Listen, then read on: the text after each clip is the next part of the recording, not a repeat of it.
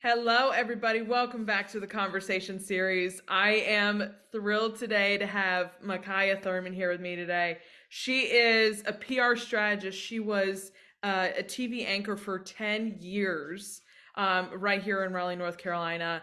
But I'm so excited to have her here, poke her mind. She does B2B and B2C storytelling. So I'm so interested to dive into your world, Mikaya, and just what you are doing today. So thank you so much for joining me. Danielle, it's such a pleasure just to be here to have this conversation with you. Just a little bit about me, in Yes. addition to what you named. Born and raised in Atlanta, Georgia, came to Raleigh with this idea that I was only going to be here 2 years.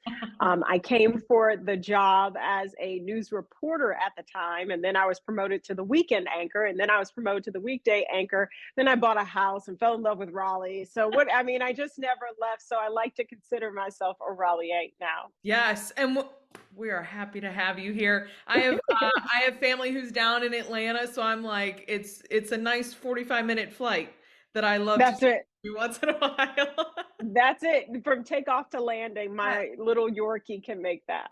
Yes. I everybody's like it's like an hour and 20 flight. I'm like it's really not. I'm like you're up and It's down not. before they can even give you a drink. That's correct. That is spot on. I want to dive into from newsroom to the boardroom. You made the Mhm. transition from being a reporter to an anchor, focusing full time on public relations now.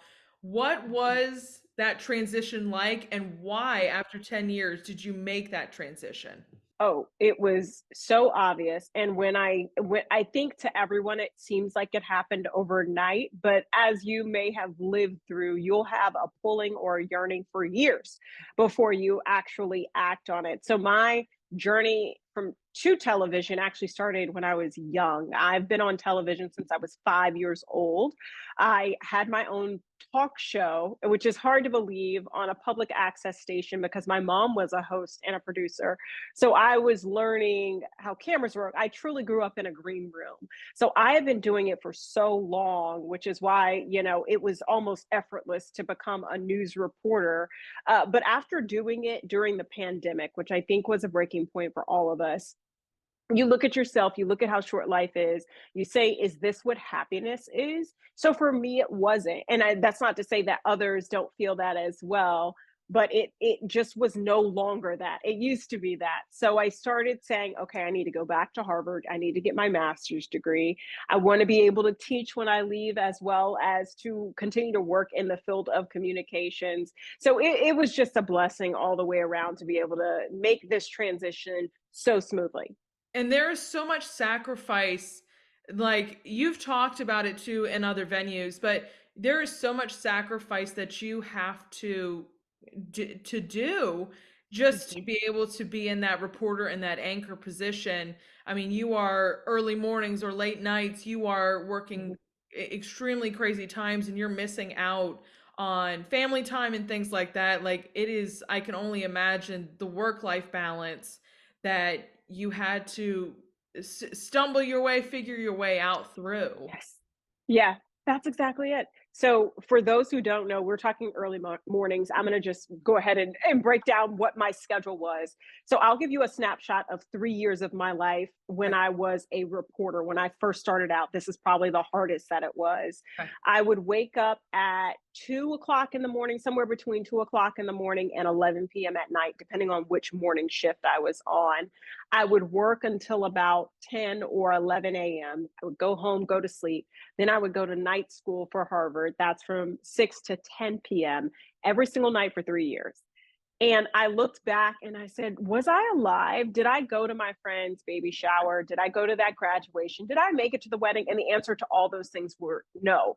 Did I go to that party? Simple things. Did I go out on weekends? Absolutely not. But I accelerated in my career to where I'm the youngest anchor in Raleigh. That's So the sacrifice paid off. But I always say, especially to younger folks, there's a time and a place for everything. You do want to sacrifice, you do want to hustle hard and get in that mindset, but at what cost? So, at 29, 28, I said to myself, okay, the cost is no longer what I'm willing to pay, and it's time to pass the baton on. So I strategized and I tried to make a plan on what that would look like. And you recently just did an Instagram post, which I loved it, celebrating, it had been a year since you Mhm. officially hung up and put your reporter hat and your anchor hat. I took that off and started really in the PR strategist role. And I just want to start with, where did the passion come from for PR? You got your degree in communications, but where exactly, as a PR strategist, where did that become your next passion, your next road to go down? So what it would be interesting in the newsroom, especially anchors and reporters, they get what's called pitches all the time. And in layman's terms, it's companies trying to get on the news, like trying to get the free advertising. And I would see them and they'd be poorly written, or there was a better way to say it. And I'm just like, you have the nuts and bolts there, but you're just not doing a really strong job of telling your story.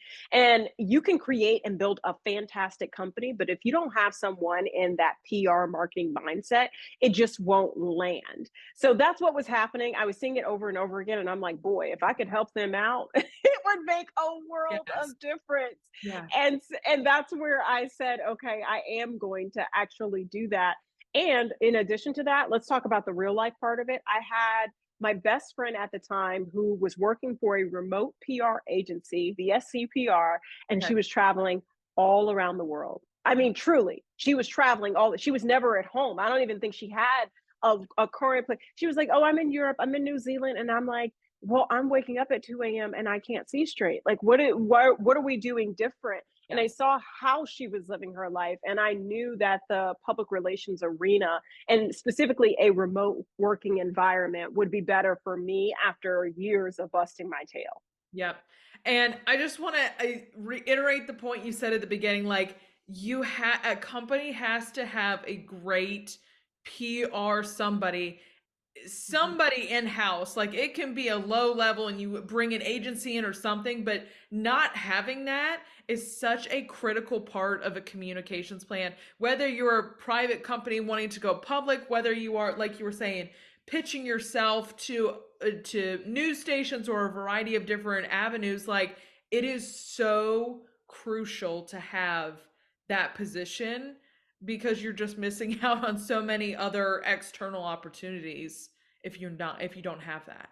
You know what I found? Okay, Danielle, you'll love this. I'll ask every founder what makes their product special. And they're like, we're, because it's the best. And everybody knows that. I'm like, no one knows that. Not Yeah. even your parents. Yeah. No one knows it. No one Yeah. knows you. So, not even being able to have concrete differentiators, like if, let's say you can't afford a PR strategist, understandable. Totally. You should know why you're different. And it can't just be just because no one else is like us. Or even better, I'll say, who's your competitors? No one's our competitor. And I'm like, Yeah. got it. Okay, thank you. That's all I need to know. Yep. Woo-hoo. If you don't know your competitors, we have a different set of issues and a different set of problems there that we got to go figure out. But it's so incredibly true, because every founder and CEO wants to stand up there and say, we are the best. We beat all of our competitors, pound our chest as hard as we can. Like, it just doesn't roll that way most of the time. And so, what is the story to get out there? And I think that's where, poking your mind a little bit on the B2B and the B2C storytelling, like, it's so incredibly important. But what is it, the pieces that you look for when talking with these CEOs and founders, that you say, okay, we've got pieces here. Here's what we need to kind of put this all together to really tell a business's story. I think of it like this. Well, when you know, but talking to a founder, it's about knowing what they do. So I look for passion. There's a lot of money making that happens, in all arenas, no matter what industry you're in. There are people who are driven by money. That's not something that gets me excited, because I want to know you're passionate about whatever it is, whether it be climate change, whether it be AI, whether it be tech, whether it be your nail salon or your hair salon, whatever it is. I want you to be passionate about that, because that's something I can't mimic. I can't go to cosmetology school or go to Harvard to learn about AI the way you know it. I can handle the PR side. So I look for a founder who's really in it. I really has that grit, because when you have that, that's the foundation. You don't want any cocky founders. Then beyond that, It's the differentiator, right? Or in other words, our CEO calls this the magic sauce. What is the magic sauce that a company has? And usually they don't know it. When you come to a PR strategist, that's not wrong that you don't know it, but that's where the conversation begins. So then we'll say, okay, I'll use you for an example, Danielle. Yes. Yeah. So I'll say, okay, we're talking about the conversation series podcast. I'll ask you your differentiator. If for some reason you didn't know for this particular podcast, that'd be one thing. Then I'd say, okay, what's Danielle's differentiator? Tell me about you as a creator and as a founder. What makes you special? So sometimes we work our way deeper and deeper and deeper. It might be harder to answer one or the other, but there's plenty of companies who the company itself isn't special, but the person previously founded another company that was super successful. And we can talk about that and say, listen, this company is solving a problem that I noticed in that company. So there's a diverse Love that. way that we can get to what your differentiator is. But you do have to have people around you who are honest, who say, I'm confused. I am not following. I don't know what you're saying. And I think it's scary sometimes when you are sitting down and talking with the CEO and founder, you have to have that gumption to look at them and say, time out real quick.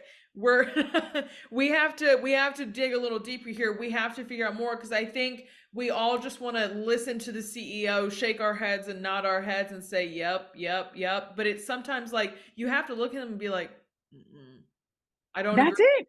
I don't. We got to fix this. We have to do this. We need to take a time out." Because CEOs and founders want to work as quickly and as fast as they can, and sometimes it's not there, and you have to take Hmm. the time to get it there in a place, and it's not all the time what CEOs and founders want to hear. And Danielle, I think what you're talking about is like sometimes what we struggle with as women. We struggle finding our voice. And I'll have to challenge myself sometimes. I'll write a sentence and I'll say, I think we should do it this way. And I'm like, what guy says I think? Right. Right? They say, my recommendation is this.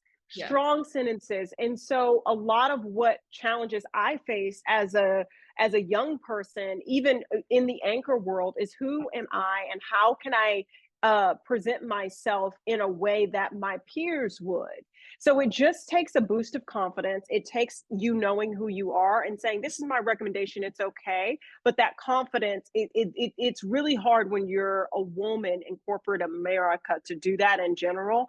So especially when you're coming into a founder, you just have to speak their language. Just talk like they're talking, Yes. match the energy, as I guess Gen Z would say it, and then take it from there. I love that. I love that so much in that phrase, like just getting into that mindset. I don't think is what we all getting into that male voice is what we Hmm. all just immediately jump in. Hmm. And it is taking ourselves out of that role and hopping into another. And that's fantastic. I hadn't approached it that way, but now I'm going to because I love that. I want to hop to media training because this is something I'm so fascinated with right now. And I think it is incredibly important. I've been part of a company that went public. We did all the media training in the spiel, and I saw just a glimpse on the importance of that. But there's so many different venues too where it's a really good time to do media training outside of a company going public. What is so important about media training? What are the things to go in and teach people when talking with media? What are the things to point out? What are the keys to success here? So media training starts with number one, how do you get the media's attention, right? You don't need to be trained for an interview if you don't get one. Totally. So it's this idea of putting things in categories. When I work with founders or CMOs Yes. or COOs, a lot of times they've never been exposed to the media, or if they have, it's only been in one medium. And by that, if you've never heard that word, you've only done print, but you've never done broadcast. And if you did broadcast, it was only national broadcast. You've never done local broadcast. So you don't know. And I'll give you an example. Well, Mikaya, what's the difference between national and local? Well, national, you're trying to reach a wide swath of people all at the same time. So your talking points need to be really general and also really simple. But if I was doing a local television station, I need to throw in, hey, like you've done in this interview, she's from Raleigh, right? You're connecting the dots for them to say we are of the people here, Yes. and I'm not going to speak in general terms about a product and not say, it's just off of Jones Franklin Road. It's just Yes. off of like Franklin Street. So Yeah. you want to localize as much as possible. But when you go through media training, my first job, my first job is to get them to say less. That is my first and usually my last job. We Okay. start with, hey, a soundbite should be about 20 seconds. This is not a podcast. You need to, this is a news segment that will chop it up to 5 seconds if they have to. Yeah. So don't take your time getting to the point. So that's usually my first point. And then also what I circle back to, strong, punchy answers. I love that you have like you bring that knowledge, which I think makes you just even stronger as a PR strategist. You bring that knowledge of what it is to be inside that newsroom, to look at your clients and be like, nope, this is exactly what they're gonna do with this. And Mm-hmm. you can paint an exact picture for them, which I think not a whole lot of people who are sitting that PR and communication seat have that knowledge of. They have a basis, they may have friends who there and they may have been in the industry long enough, but you bring that secondhand knowledge, which I think, like you were just saying, gives you a power punch in that training and in the seat that you are. Well, it's twofold. I'm still a student of PR. That's my belief. Because you 2 years in don't know everything you need to know about PR, and I would be naive to think I do. On the other side, I can be here and I'll hear conversations of, hey, this is what reporters want, whether it be from a founder or a peer or what have you. And I'm like, I know in my gut of all things, I know this is not what a reporter wants to see or wants to hear. That you can't mimic, you can't go to school for it. You just have had to have done the job.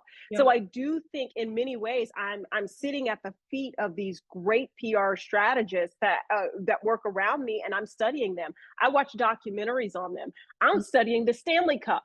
I'm trying to figure out how the Stanley Cup blew up at the same time that I'm studying how the downfall of Sears happened Yeah. and how Sears used to be a massive entity and then it fell. So I study these things as if it's my homework, but at the same time, I know today that my best friends in the world still work in a newsroom, and I know what they like and I know what they'll cover and I know the cadence that local news and national news moves because I reported for both. So to your point, that is something that I do feel like is a secret weapon that if you work with Mikaya, you get all parts of that. I love that. And I love that you said that you are still a continuous student. I think we're all a student, and no matter like if you're not, then you should then you That's got right. to re-spark that passion, or you got to find something else, because if you're not continuously learning every single day, it's just something you've hit a point where it's just not a passion for you anymore. So I love that you point that out. And what I'm learning right now is AI. So that's the big one. That's the big one. How AI can help PR be better. How can it help storytelling? That is the thing that we should all be learning. Anyone who says, "Oh, I don't have anything to learn in my career, job, talents, hobbies," I would say integrate AI into what you're doing or learn how to, and you become a student again. So that's been really fun. I've loved Yes. that. Yes, and that's what you did your TEDx talk here in Raleigh about as Yes. well, which was incredible Mhm. to listen to. I work for a cybersecurity company, so this is a constant conversation for us. Oh, But wow. it's also like when this came around, my dad's worked in software for 30 years, and so he's kind of been able to see the evolution of all of, the Yeah, internet and everything like that. And so when AI came around, he sent it to my sister and I. He's like, learn it or get behind it, because he's that's like, it. this is the thing that is going to take over everything. And so it's so interesting. There's so many different facets to I mean, it could write a whole cover letter for you for a It can job. do anything. And one of the things that I learned from my CEO, the team, is never start with a blank page. You know that moment when you decide you're going to write something? Let's use cover letter as your example. Yes. And you sit there and you go, "Okay, I am ready. I am ready to write. And then you sit down and you're like, "Do, do, do, do,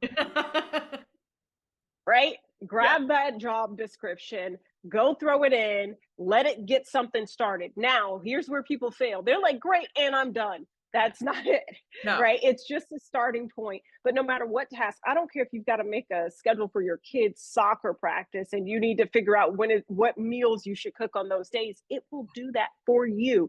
So I never start with a blank page. I call it my AI assistant. Yeah. AI assistant's always going to be there. It's always going to help get me started. So my idea should be 10 times better than wherever it started. That's the bar that I hold for myself. I love that. I love that approach. Where is your focus right now in terms of the clients you're working with? What industries? Where are you wanting to put your efforts right now?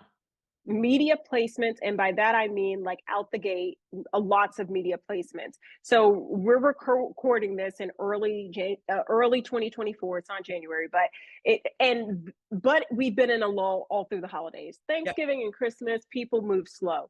Right now, it is all about coming out of the gate with a strong announcement, with a strong placement, also building relationships with reporters. Unfortunately, the journalism industry is seeing so much turnover, so many layoffs, that many of the relationships that I have had are either changing or shifting. Yeah. So my job right now is to figure out who is still there or Yeah. who has been hired and build a relationship with them, but also to remember those who have been laid off and figure out what they're doing. I Yeah. support personal blogs and newsletters just as much as I would if you were at Forbes or Fortune magazine. So as these layoffs are happening, I'm remembering those contacts because they will be rehired, Oh, yeah. and they will remember who said, "Oh, I was only needing you for a placement at the time," versus who's actually building a relationship with them. I think I saw it. I worked in healthcare for 3 years and we saw so much, when COVID started, everybody was kind of established in their places as journalists, but then you started seeing once we got about 2 years out, you were kind of reaching out to people and were like, oh, you're not there anymore. Like you have gone Yeah. in somewhere else. And so it's so interesting to see, to your point, where people land their feet next. And my biggest thing in life, everything I've ever gotten has been because of relationships. I cannot think of anything that I got because I was the smartest person in the room. I'm just going to be honest, right? I'm almost never the smartest person in the room. I can tell you that it is because I listened and I had conversations with people and they remember that. They remember the fact that you held the door for them. They remember the fact that you asked them about something personal in their life. So while, yes, I can be like, oh, I went to Harvard and I graduated with Yeah. XX and all this, that doesn't mean anything when you're sitting in a room full of people. So if there's anything that I can leave, you will get everything you need in life if you build good relationships, maintain those, and then think of always who you can help. That's the last part of that. Yeah. So it's not just about getting what you want, but also if someone asks for a mentor, raise your hand. Yeah. Yes, I've preached, networking ever since I was in college and just how Mhm. important, like, thank God for LinkedIn. Quite honestly, like if Yes. I love it to pieces because sometimes it has become a little bit like there are elements where people are getting a little too Facebooky, but at the same time, Mhm. it's such a great way to just even comment on things Mhm. that interest you, that people are posting about, starting conversations that way. But at the same time, I always say to everybody, I'm like, I try to be the friendliest person I can to customer service because they are probably getting ragged That's on it.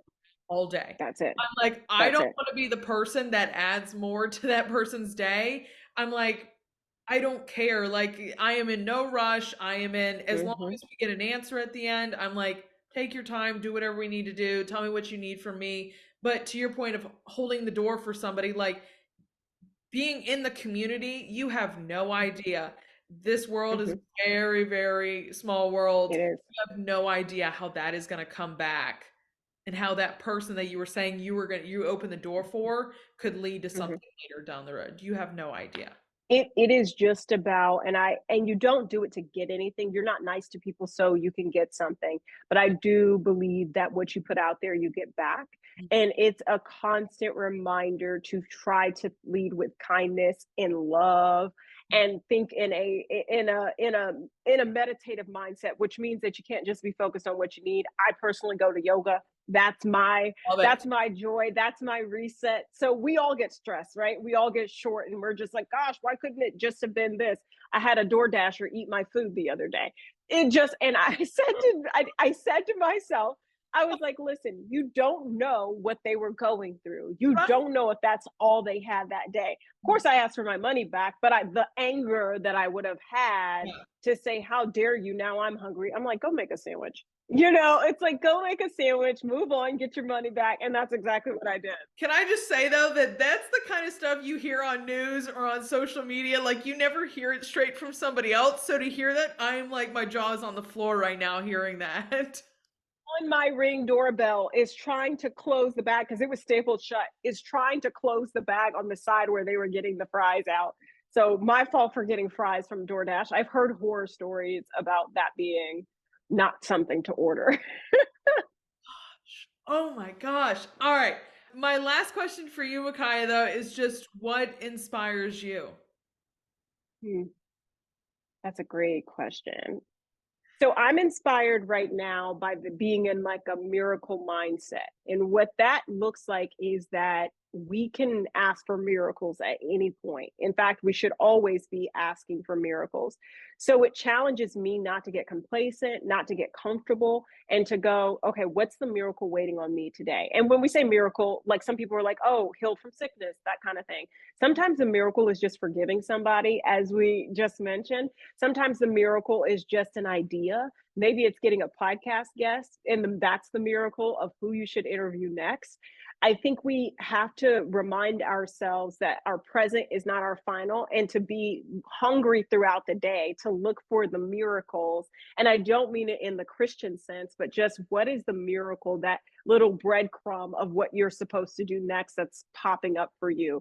I love that. It is the joy of my day when I go, hey, mom, I had an idea. And she goes, okay. And then I go, okay, this is my miracle for Yeah. today. So it brings me so much joy. I love that. I've never heard that, but it phrased that way, miracle mindset. But I love that and what it stands for and what it means. Because you are kind of just, it doesn't have to be big, it doesn't have to be Yeah, tiny small, but it's that little thing in the day that kind of gives you the little kick in the butt to, hey, here's the good. Here is the good that you that's it. are working towards. That's it. That's it. So now I want you to message me when you find your miracle, Danielle. I will definitely let you know, like, in the day, but this is fantastic. I love starting my day off with a recording like this because I'm like, all right, Oh, I'm ready to go conquer the day. That's what I'm so excited about. This is the great part of this venue. well, thank you so much for having me. Yes, thank you so much, Mikaya, for sitting down with me and sharing your story. And if you guys do not follow Mikaya, please, please, please, all of her socials are going to be linked down below. So please go give her a follow. And I will even link her TED Talk so you can go listen to her presentation on AI because it was so fascinating. Because I'm doing the same research you're doing right now. I'm so interested in all of this right now. Fantastic. Thank you so much for having me, Danielle. Yes, absolutely. And as always, I will see you guys back here next time. Bye, y'all.